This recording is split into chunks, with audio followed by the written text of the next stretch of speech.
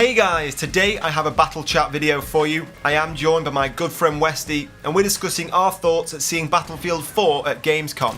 Now if you haven't checked out his channel, I have left a link to it in the description below. But in the meantime, I hope you guys enjoy the video. Okay, Battlefield 4 at Gamescom. So far, we've seen some pretty amazing stuff, Matt. Have to say, I was quite blown away when I actually saw the trailers. I was sitting at work at the time and I was like, holy shit, why am I not at home talking to people about this? It was quite infuriating, but at the same time, some of the stuff was just absolutely amazing. What was the highlight for you? Well, as you said, I was at home, and it's one of those things. I got the trailers up, I got the live stream up, I got Twitter open, because it's always good having Twitter open, seeing everyone's response. But for me, I did actually say this in a video, I actually found the Levolution video more entertaining than the Paracel Storm one, because Paracel Storm, obviously, there's going to be so many things in that we need to talk about, but there was a lot of cool stuff to see. But the Levolution trailer, for me, was more exciting because we didn't just see one map. We saw a new map that we haven't seen before with the dam collapsing, but we saw an insight of what the whole game's going to be like, not just one map, you know, with lights going down, electric shutters coming down, they've got metal detectors, you can climb on cars and set car alarms off, all these new knives, all these new kind of crumbling buildings. So for me, the Levolution trailer really was, you know, the highlight of the trailers anyway. How about for you? Yeah, I mean, for me, like, I was watching the Paracel Storm one, and I had to say the battleship for that Levolution part was amazing. But like the same as you said, the Levolution one was really interesting for me. I was more hyped for the Paracel Storm one, but the Levolution again, it was very interesting to see what they already have planned and what they've already actually looked like they've got made already to be put straight into the game. Because they were saying how, I think some of it was done by like the new DICE LA place as well, so that some of the new stuff is being done by them. Yeah. And it's sort of like all these new people working on the game as well, just sort of bringing new ideas. And I know the dam thing was like really hyped up and talked about before this trailer came out, so it looks like it's actually set in stone now. That's something I really did want to see, because flooding the battlefield did look awesome. I mean, that bit where you saw, it was the same map, you saw the two guys on the dirt bike going down a street, and then you saw the dam collapsing, and then you saw pretty much the same streets in like a speedboat going through with a gun on it. And it's just the way that map has completely changed. All of a sudden it goes from a city to turning into almost Venice. You've got these kind of streets full of water that boats can go down. So that is not just a small change in Levolution that we kind of see with Siege of Shanghai, where, yeah, a building collapses, but that's not a massive change to the map. Having a map where the entire place becomes a water map is going to be a really, really interesting thing to see, because it's going to massively change how that, you know, how you play that map, because the game mode and the kind of style of gameplay is really going to have to be altered once the Levolution takes place. So yeah, like you said, that dam collapsing really did interest me quite a lot. Next thing was China Rising. They stuck it on the end of the Paracel Storm trailer. That looked to me, I know this is probably just my opinion, but that looked like Bad Company 2 Vietnam kind of style. It had the same sort of setup with all the jungle environments, and when I saw it I was like, oh my god, finally we get to see some jungle battles back in Battlefield, because in Bad Company 2 we had Valparaiso and loads of other different maps that had sort of jungle combat in, especially Vietnam, which was amazing. Battlefield 3 was just void of that, and I got really disappointed with it because loads of people wanted it, but they're finally bringing it back for Battlefield 4, so China Rising for me is something I'm really looking forward to. Yeah, I mean, like you said, as soon as I saw those big palm trees and those kind of, there was like caverns, wasn't there, with the water coming down. Like you said, yeah. It reminded me of the Vietnam map pack. And like you said, with Battlefield 3, we just seem to have desert and city maps. There wasn't this kind of nice, lush green environment that we did see with Bad Company 2, like you said, with Valparaiso and some of these other maps. So seeing this jungle environment, yeah, it did look really, really interesting. But also, I want to know what I think it's the H6 Chinese bombers got to do with it, because they're making a big deal of it. It's on the background of the image, and also in the trailer at the end you saw the shadow, and it was obviously a big fighter plane, and I'm assuming it was the H6 that you do see over the character's head in the artwork. So I'm getting the feeling that could be the Levolution. Maybe I'm getting the impression that I don't think a bomber plane is going to be playable, let's be honest, and obviously it's not like the AC-130, so I'm thinking this H6 has got something to do with the Levolution. Maybe the map is, you know, nice and fresh, and then halfway through this bomber comes over and just absolutely obliterates an area of the map. And if you're in that area, you know, you're out, you know, you get splattered. But also, everything's going to change. There's going to be like big potholes in the ground. There's going to be buildings gone. So I think the H6 could be to do with the Levolution that we're going to see on China Rising. Definitely. I mean, like, we keep saying this like word, Levolution, and that is perhaps like the biggest focus that everybody's looking at the moment. And DICE are making a massive deal of it. Really, with the one with the battleship, it's a little bit more creative. and a little bit more less likely to happen, but still it's something amazing that, I mean, like, the commander can still take control of the AA gun that's actually on it when it crashes onto the island. Yeah. And I think the same with the bomber. Perhaps the bomber is controllable by one of the commanders when they've got hold of so many flags or something. I don't know how that would work, but that might be a possibility, because if the bomber was just to come across, I think all of the ideas of Levolution is they're all sort of user controlled, so that you break the dam, you make the skyscraper come down, you make the battleship crash into the island. Yeah. If that bomber works the same thing, is it going to be the commander that can have this bomber come across and actually obliterate the whole map? I don't know. It could be something Levolution, like... It could be something like the AC-130, like you said, where if you control a certain area that's got, like, I don't know, the runway, if you've got the flag at the runway or something like that, then you could then have control of the bomber, like you said. I mean, with the battleship, I think it's the commander who has the ship is the one who has the flag on the island it's crashed into, I think, or something along those lines, isn't it? So, like you said, it's going to be... Levolution isn't just an event that will always take place every time at the same point. It's about you taking control, because I think some people think these are just events that will always happen, game in, game out, at the same point in the game, but they're not. Like, some games, the ship might not crash into the land, but obviously they will, because everyone's going to be really excited and make it want to happen every time. But once the game is a little bit older and people have got used to Levolution, it'll be more interesting, because not every game will someone straight away run up to a dam and try and destroy it because they want to see how cool it looks.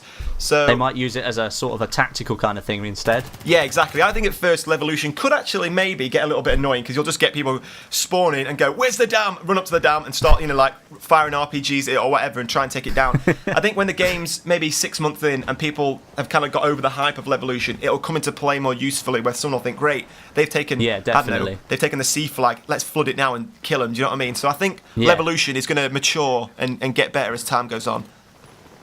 Yeah, and like, going on from Levolution, something else that was heavily criticised of Battlefield 3, people said there weren't enough weapons. I personally thought there were quite a lot of weapons in that game. But from what we've seen so far, there's even more in this. I think you're going to do a video about it, I think, so you're probably in the best position to sort of talk about this. But for me, it's the Chaitak intervention and the M82. Those two are just stuck in my head. But yeah, what about the weapons? Yeah, I mean, I've actually finished that this morning, and there's, including the sidearms, there are 76 guns in total. There's 64 primary weapons, 12 secondary weapons, and there's about 9 of each. It works out. I can actually tell you here. I have it all written down because I was going through it. We have 10 carbines, 11 assault rifles, 8 DMRs, 8 shotguns, 9 PDWs, 9 LMGs, and 9 sniper rifles, and 12 pistols. Now, like I said, the intervention is actually called... In this game, it's called the SRR-61. So that's the name you need to look out for the intervention. The SRR-61 is the cherry tack, the chair tack, whatever it's called, the M200. Yeah. So, but like you said, 64 primary weapons, and this is before any DLC. We have been told we are going to see, because there are quite good guns in Battlefield 3 missing. We're not seeing the F2000. We're not seeing the AK-74. We're not seeing the L85. We're not seeing any British weapons, actually. So all of these, you can only assume, are going to come back in DLC. So I think by the time we've had all the premium, I think we're looking at close to 80 weapons, not 80 weapons, 90 weapons, maybe even 100 weapons in total. So yeah, there's going to be a lot of guns in Battlefield 4. And then to go with that, we've also got like the customization. I mean, I picked up it. They've got the Coyote red dot sight. I was looking at it yesterday, and they've now added sort of the shine that you get to all of those sights. I mean, I don't know if you remember from the Battlefield 3 beta when they actually had the shine on all of the on the scopes, and then they took it out for the main game, which was really annoying. But it looks like they've actually kept it in for Battlefield 4. Yeah, I noticed that. You actually spoke about it in one of your videos. I did see that. And I also noticed that now there's not just one red dot sight. There seems to be a red dot sight for the Russians, a red dot sight for the Americans, and a red dot sight for the Chinese. So there really seems to be this nice distinguishable kind of feature between the different classes and different factions you're using. It's not just, I'm the Chinese, but I'm using the same weapons and same kit that I would use as the Americans. You know, there's a whole range of... I mean, let's not forget to mention, let's talk about, for a second, there are 10 knives now in Battlefield 4. That's... Yeah. I mean, whether or not they'll have a difference, maybe some are faster, maybe some are slower, maybe some are bigger. You know, like when you swipe a player, it takes 2 swipes to kill. Maybe a bigger machete will take 1, but it's slower. You know, I don't know how these kind of features are going to be used, but I mean, that kind of puts the taste on what Battlefield 4 is going to be like. We've got 10 knives to pick from. I know, it's ridiculous. I mean, the names, we've got bayonet, ACB-90, shank, machete, Bowie knife, carbon fibre, improvised, scout, survival, and trench knife. So that's a ridiculous amount. And I don't even know, like you said, are they going to make any difference in terms of the battle? I don't really know. But for terms of customization, then yeah, definitely this is going to make the game much more interesting. Now, a question I had that somebody actually asked me on Twitter and on a video, which I'm not actually seeing the answer for yet. We now know, of course, there are going to be camouflages pretty much for everything. You spotted it on helicopters, it's on tanks, it's on guns. Mm-hmm. Is it going to be available straight away for every weapon? Like, obviously, it was in Battlefield 3 towards the end, but only certain guns, and you had to unlock it, and it was with DLCs. Are we going to see camouflage available for every gun straight away, or is it going to be something that's slowly kind of unlocked over time? It's something I don't know the answer to myself yet. I don't know if you have any kind of answers to that. I've thought about it, and when I was looking at the Battle Pack system, I think that's DICE's answer to this, because I know if you pre-order Premium, you get 10 Battle Packs with that. If you pre-order the actual game, you get 3 golden Battle Packs, and if rumour has it, you're actually able to buy these Battle Packs as well as earning them during the game. Yeah. So I think I don't really know how it's going to work, because it seems like a randomised system, which I don't know if I really agree with, because I'd prefer to either have everything available, and when I get a Battle Pack it says camo unlocked, and I could pick which camo I wanted. I think that would be better. Or I could, if it says like camo unlocked for, I don't know, the AEK, I could then, out of the 10 camos that are available for it, I could pick which one I wanted. I think that would maybe be a nice system, but I really do think the Battle Packs is how they're going to be going about it, so that you have to sort of earn your way up through the camos and stuff like that. Yeah. Well, the final thing I wanted to ask you about is, we now know you can have a shotgun as your secondary weapon. There's only one, not all the shotguns. You can actually have the shorty 12-gauge shotgun as a secondary weapon. This falls under the secondary weapon category. I wanted to see your opinion on that now, because that is a very, very different thing we've never seen in Battlefield before. To be honest, I saw it on Twitter this morning. I was like, really? A shotgun for a secondary weapon? And if you've got already a high-powered assault rifle, and then you're given a 12-gauge shotgun as your secondary, I mean, certainly it's going to make you more of a powerhouse, so in that sense you might be slightly overpowered.